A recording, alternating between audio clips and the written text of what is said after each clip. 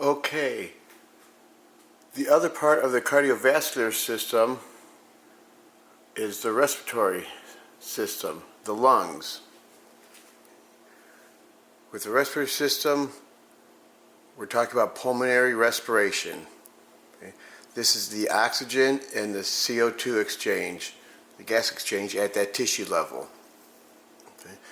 There's also what's known as cellular respiration. This is the oxygen and the CO2 that is produced in the tissue.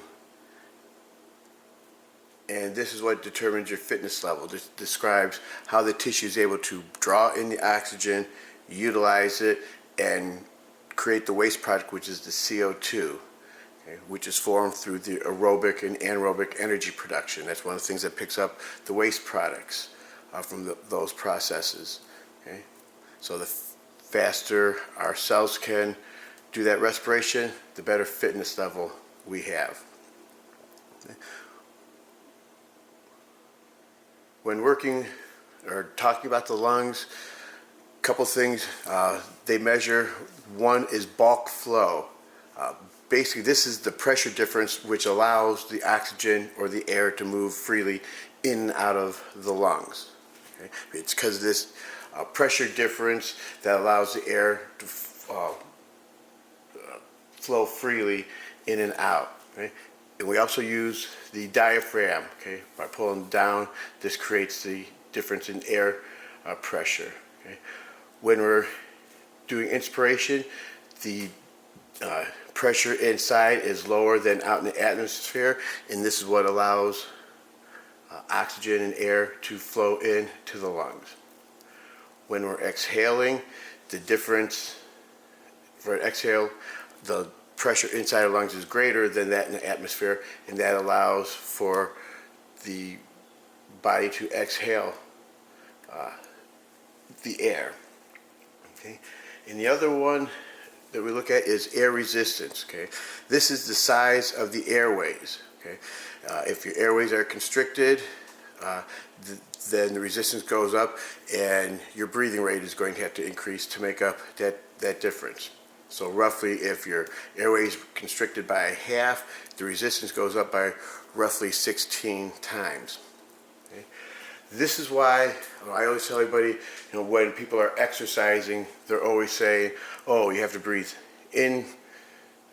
Breathe in through your nose, out through your mouth." And everything. Slow in through your nose, out through your mouth. Okay, that can help if you're trying to slow down your breathing rate. But when you're exercising, you need to bring in air as quickly as possible. Remember, we're talking about those control systems. We need to have quick adjustments to keep the body working properly. So we actually have muscles, they're called accessory muscles for breathing, that help us breathe faster. So when we're exercising, you are allowed to breathe through your mouth. Inhale through your mouth, exhale through your mouth. Okay? You can take in so much more air with a wide open mouth than you can through two little nostrils. Okay? So when you're exercising, I don't care what people tell you, you have respiratory muscles for that forced respiration. So we have muscles that pull our rib cage up, muscles that depress them and pull them down. Okay? So when it comes time for exercise, breathe through your mouth. That's what it's for. That's why all those systems and sciences are connected together.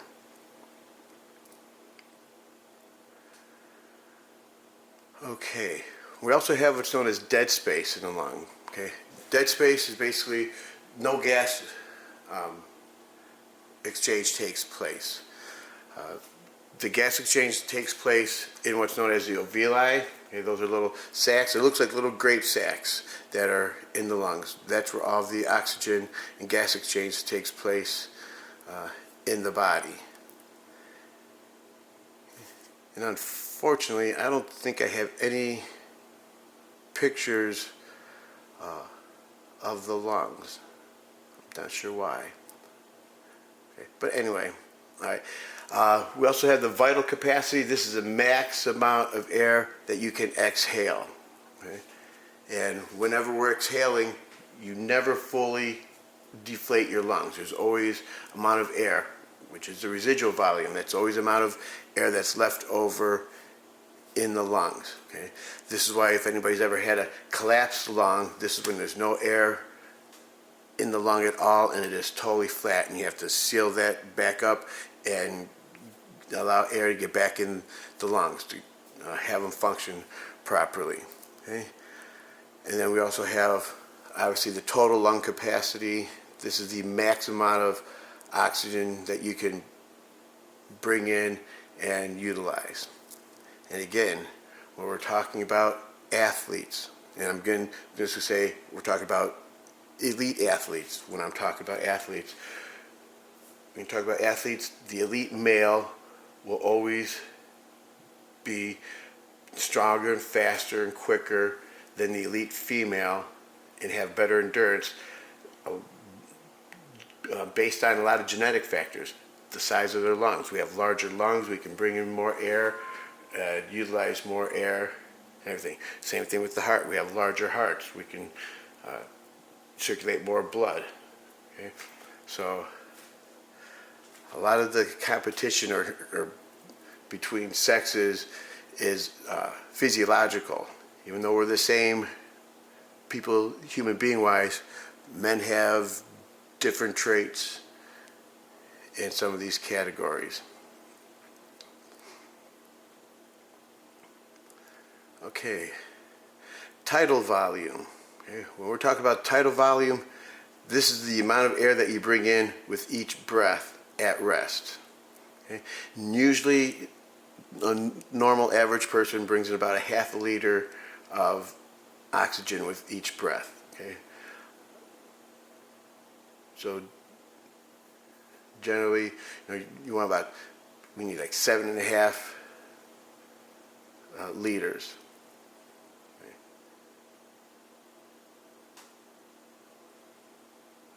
Okay, so if I'm taking 17 breaths at a half liter, I'm getting about 7.5 liters a minute. Okay, with activity, we're getting into 120 to 135 liters per minute.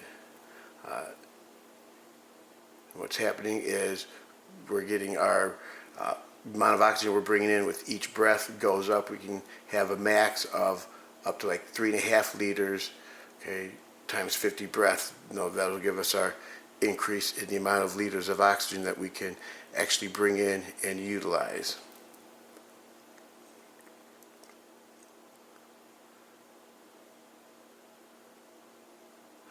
I don't know if it might be on the previous slide or I might be getting ahead of myself, but we have what's called your VO2 max, okay, and this is again the amount of oxygen that our body can bring in and utilize.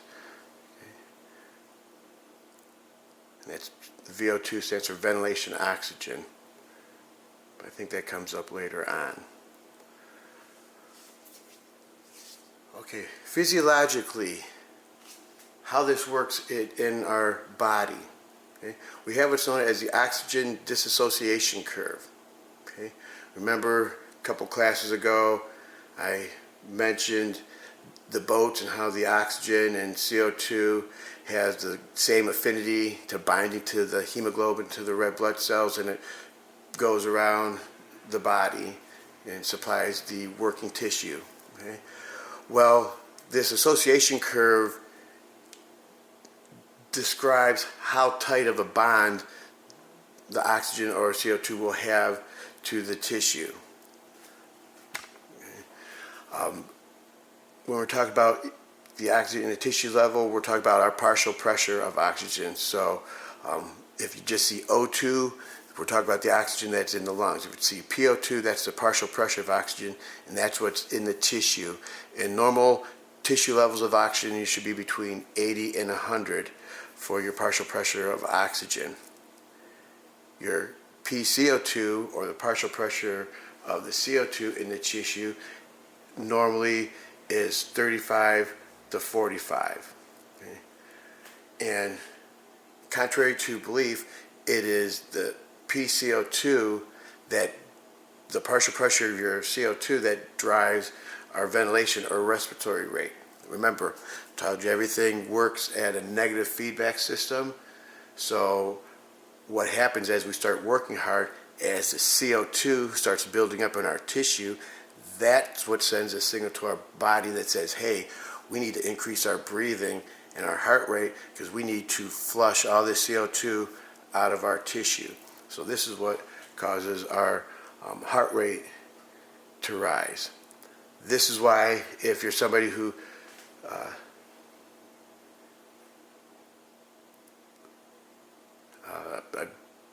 just like in class, the thought went right out of my head. So I'm just going to keep on going versus starting this all over again. All right. So yeah, so when your CO2 rises, the ventilation, your respiratory rate will increase accordingly. Okay. So here's how it works as far as with exercise and everything. Okay. If you have a low partial pressure of oxygen in your tissue, and if your pH in your body is low, then which would mean that your body's a little bit more acidic, your blood's more acidic, and you have a body temperature that is high, the dissociation curve moves to the left, and every time it's to the left of normal, this makes it harder for the oxygen to enter the tissue. Okay? So this is why when you're working out in extreme heat, or if you're working out for an extended amount of time, it becomes harder for your body. You become more fatigued. Your arms might feel real heavy. Your legs feel heavy. This is because the low oxygen level in the tissue. Okay. On the flip side, if your partial pressure of oxygen in your tissue is high, you have your good normal pH level, and your body temperature is low, that curve moves to the right, and it makes it easier for your body to use oxygen. So it makes your body more efficient. Again, you think back 3 or 4 classes ago, I was mentioning as far as the ideal temperature to work out in is roughly around 55 degrees because it keeps our body at its coolest while we're working out, and it allows our body to bring in that oxygen, getting into the tissue easier and quicker. So this allows our endurance and performance to increase. Okay, next here you see untrained individuals and trained individuals. Okay, you'll see that your partial pressure of oxygen and the pH should be the same whether you're untrained or trained.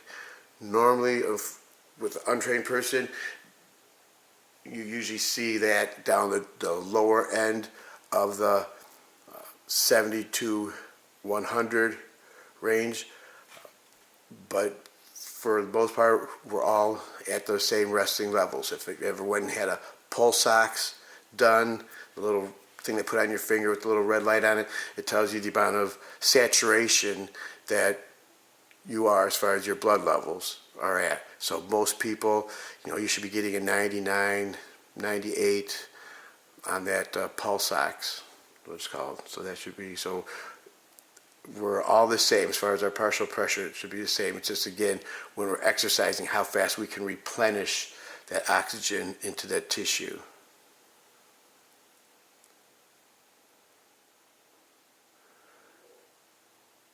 Okay, here's the VO2 max I was talking about. This is your ventilation oxygen.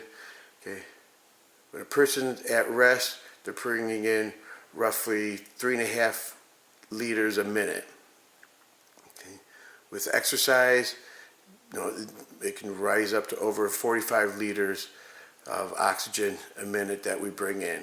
Again, we start getting your ventilation rates up to 40, 50 breaths a minute. We're bringing in a lot of oxygen. Okay? If we have larger lung capacities, okay, and that's one thing that's limited. No matter how much we work out, we can train our body to increase our VO2 max, bring it in closer to where our max is, as far as our capability, but we're always going to be limited by the size of our lungs. Okay, so you got a guy who's 5 foot tall, working out, doing everything the same as a guy who's 6'5". The guy who's 6'5" is going to have larger lung capacity, which is going to inevitably give them a larger VO2 max. Okay? With the untrained individual, someone who's doing more shallow breathing, you might have disease states, the narrow constricted vessels as far as bronchioles and everything like that, getting about 2 liters a minute. Again, we're a trained individual. VO2 max should be roughly 3.5 liters. Okay? And we have a way to measure it. Whenever we're measuring a person's workload with physiology, they use what's known as a MET, the metabolic equivalent is what that is for. So 1 MET is basically 3.5 liters of oxygen. So if, again, we've done these research at Cleveland State labs where we've put people on treadmills, collected the gas that they were exhaling, finding out how many liters of oxygen they were bringing in, and then we'd be able to figure out what their workload is. You know, if somebody brought in, 12 liters of oxygen, we knew that they were working at like roughly a little over 3 METs was their workload. Okay?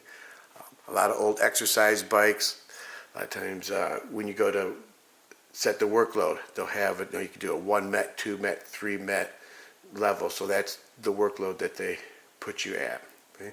So if somebody was going up at like 13 MET workload, you're looking at a metabolic equivalent of 4.5 liters per minute. Tripped over the tripod.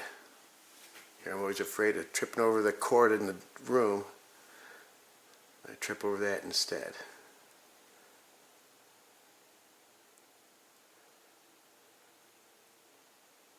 Okay, we're all done.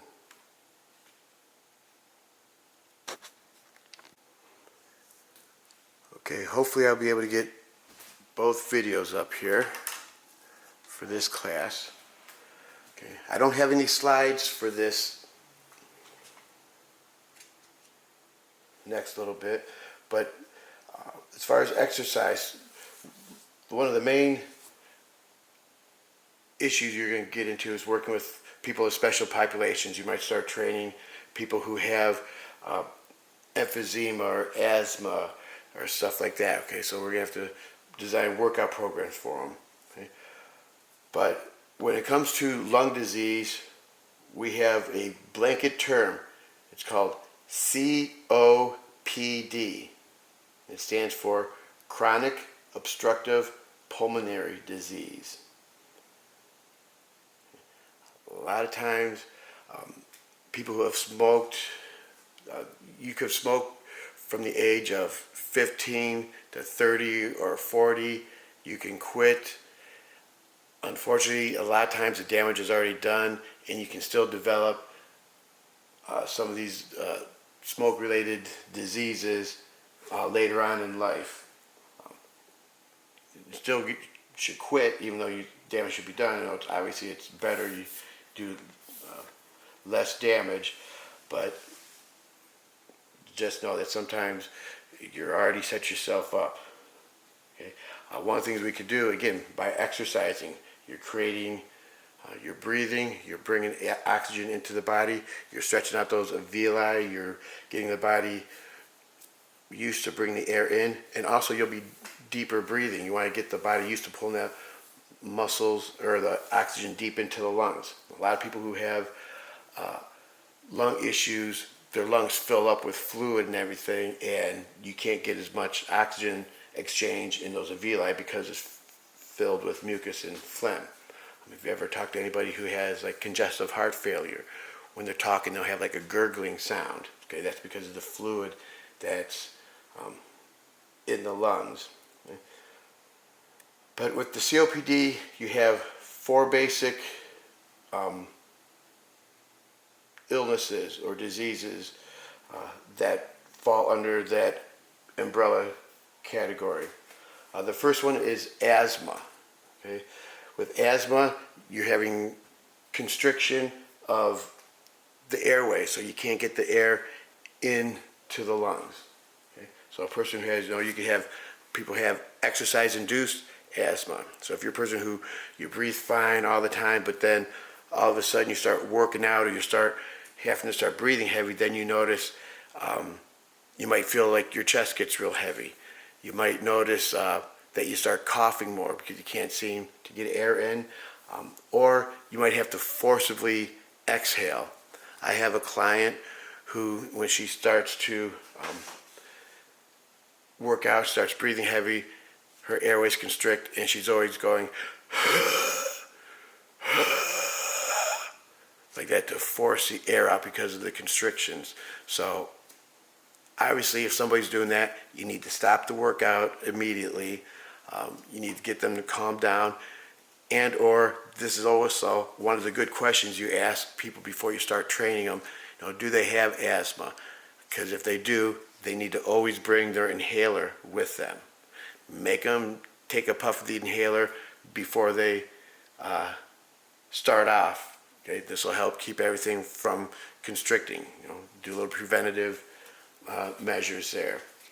Okay? Some people have childhood asthma and they grow out of it. Okay? Asthma can be brought on by many things, genetics, again, your environment. If you're a person who you're always breathing in contaminants, you could work in a farm where you have like a grain silo where you're bringing in dust particles from dirt or different stuff like that. A lot of things can irritate those lungs and can cause a person to get asthma. Okay? Another one is bronchitis. Okay? Bronchitis is an inflammation of the linings inside the lung.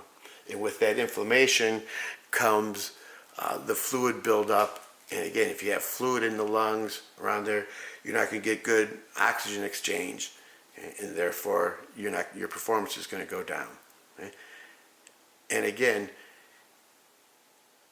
if you're training clients, you're noticing or you find out that they have bronchitis, they're on antibiotics or anything like that, you shouldn't work them out.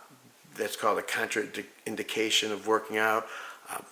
All you're going to do is you're going to break their bodies down more. You're going to deplete them more of oxygen, which makes it tougher for the body to recover, harder for the body to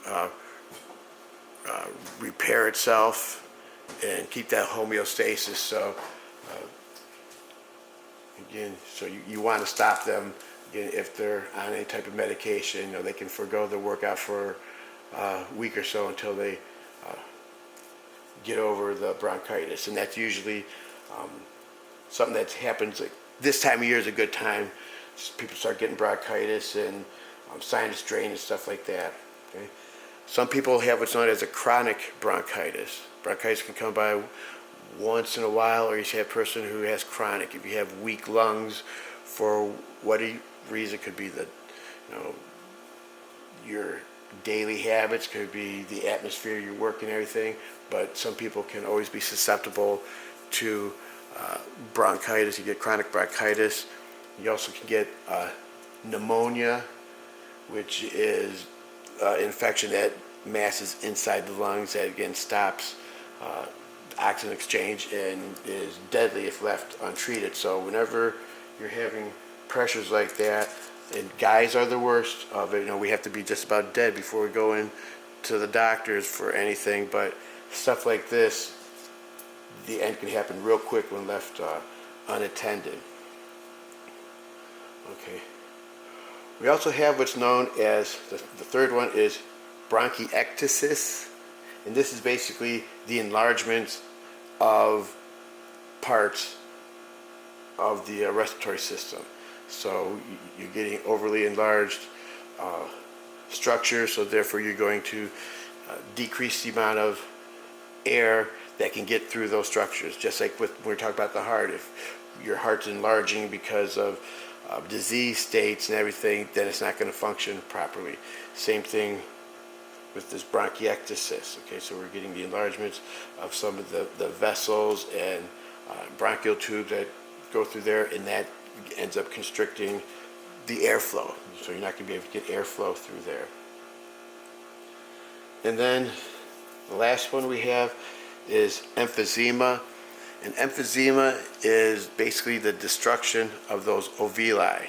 Okay, those are the little like grape sacs that are inside the lungs, that where all the gas exchange takes place. So that's with the emphysema. So again, we have people, again, you go into cardiac rehab, or you go into what's known as pulmonary rehab. Same thing as people who have these pulmonary diseases. We get them, you work them out.